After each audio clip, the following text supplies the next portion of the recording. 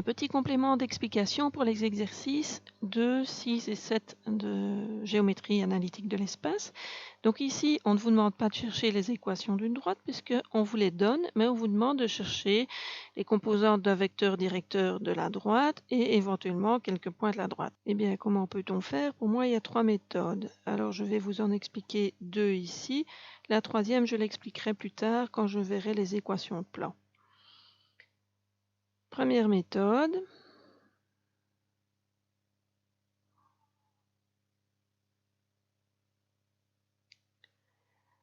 Je vais commencer par chercher quelques points. Alors comment chercher quelques points d'une droite? Comme on faisait dans le plan, je vais fixer une valeur soit de l'abscisse, soit de l'ordonnée, soit de la cote et chercher les deux autres composantes en fonction de la valeur que j'ai fixée.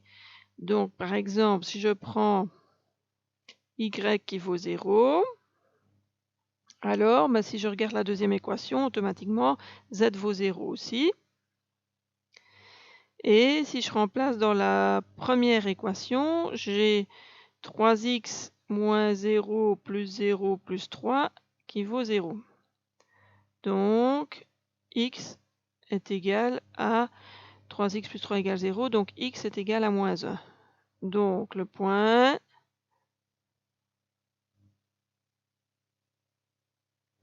je vais l'appeler A, qui a comme coordonnée moins 1, 0, 0, appartient à la droite.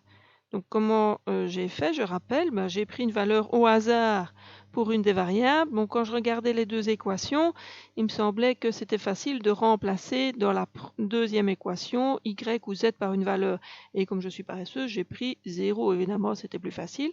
Si je remplace y par 0, évidemment, j'ai tout de suite z qui vaut 0. Et puis je remplace y et z par 0 dans la première équation et je trouve x qui vaut moins 3. Donc voilà un premier point. Je peux recommencer avec une autre valeur pour y, donc je vais prendre par exemple y qui vaut 1. Alors z va valoir 1 aussi, en regardant la deuxième équation, de nouveau, y égale z, quand on regarde cette équation ici, la deuxième équation. Et si je remplace dans l'équation du dessus, j'ai 3x moins 5 plus 2 plus 3 qui vaut 0. Donc ça me donne moins 5 plus 5, ça fait 0. Donc x qui vaut 0. Donc le point, je vais l'appeler B, qui a comme coordonnées 0, 1, 1, appartient à la droite. Comme j'ai deux points de la droite, si je veux un vecteur directeur, il suffit que je prenne le vecteur AB. AB est un vecteur directeur de la droite. Donc AB est un vecteur directeur de la droite.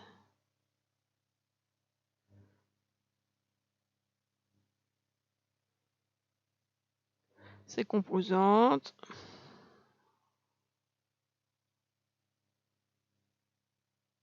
sont B-1, donc ça fait 0 moins moins 1, 1. 1 moins 0, ça fait 1. Et 1 moins 0, ça fait 1. Voilà les composantes d'un vecteur directeur de la droite. On me demandait de chercher un vecteur directeur de la droite, j'en ai trouvé un, et quelques points, j'ai trouvé 2 points. 2 points, c'est quelques points. Voilà la première méthode. Pour la deuxième, je vais en fait retrouver les équations paramétriques de la droite. C'est une méthode plus générale, évidemment, que ce que je viens de faire ici. L'avantage quand je recherche les équations paramétriques de la droite, c'est que je vois directement un point de la droite et le vecteur directeur. Alors, comment fait-on? Eh bien, au lieu de prendre une valeur bien précise pour une des variables, je vais prendre un paramètre.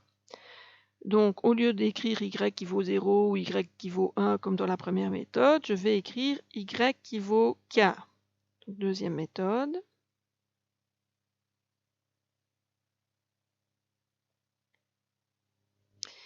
Y est égal à k. Du coup, le système, qu'est-ce qu'il devient?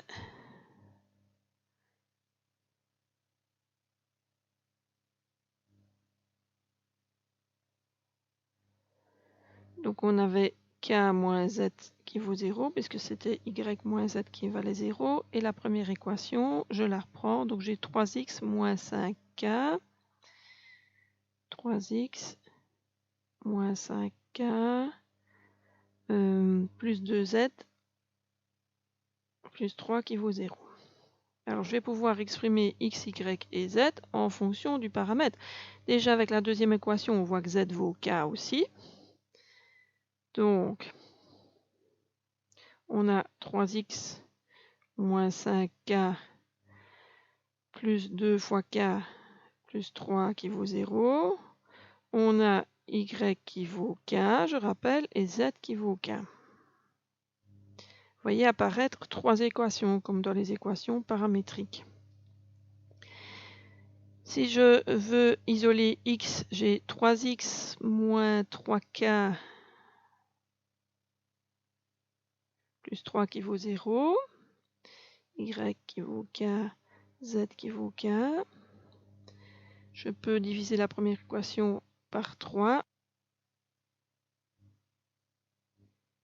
X qui est égal, je vais isoler x, hein, donc ça me fait moins 1 plus k fois 1. Je vais expliquer pourquoi j'écris ça comme ça.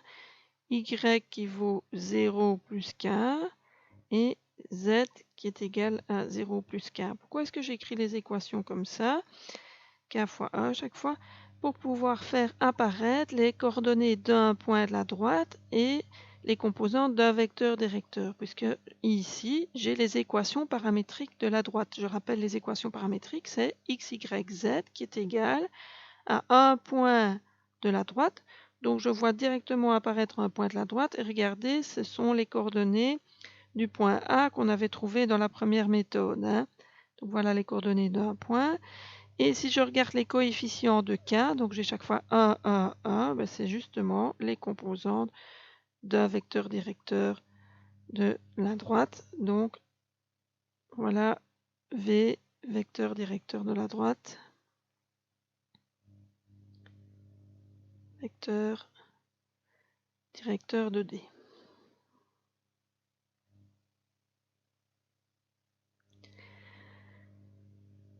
Voilà, donc là c'est la méthode générale, c'est une deuxième méthode, mais elle permet donc d'avoir les équations paramétriques, on voit directement les coordonnées d'un point et les composants d'un vecteur. Si je veux un autre point que le point A, il suffit que je prenne une valeur spécifique de k. Donc quand k vaut 0, on tombe sur le point A. Si je prends k qui vaut 1, ça me donne moins 1 plus 1, ça donne 0. Et puis ici 0 plus 1, 1, 0 plus 1, 1. Le point 0, 1, 1, c'est le point B qu'on avait trouvé précédemment. Si je veux encore un troisième point, donc je vais l'écrire en dessous. Si k est égal à 2 par exemple, alors on trouve un troisième point, je vais dire C, qui aura comme coordonnées. Donc si je remplace k par 2, ça me fait moins 1 plus 2, ça me donne 1. 0 plus 2, 2, 2, qui est aussi un point appartenant à t.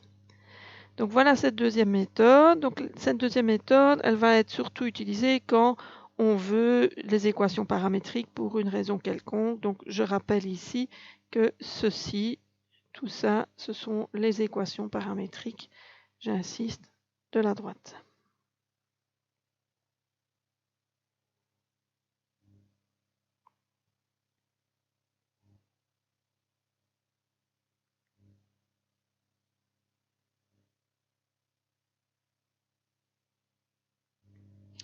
Voilà.